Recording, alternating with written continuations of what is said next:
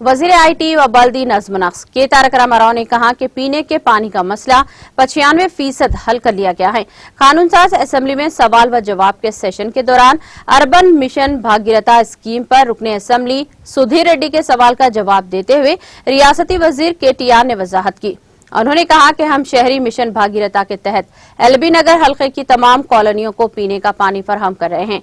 313 करोड़ 26 लाख रुपए की लागत से 47,50,000 MLD की गुंजाइश वाले 12 आबी जखायर और 384 किलोमीटर पाइपलाइन बिछाकर LB नगर हल्के में पीने के पानी की फराहमी को बेहतर बनाया गया है। 13.11 kilometre water supply pipeline network 1 crore रुपए की लागत से तामीर की जाएगी। तमाम कॉलोनियों को 5 करोड़ 25 लाख रुपए की लागत से पीने के पानी की फराहमी के मुकम्मल किए गए हैं।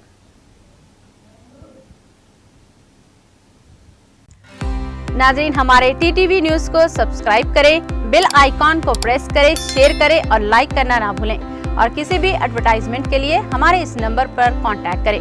हमारा नंबर है 9550102020 पर।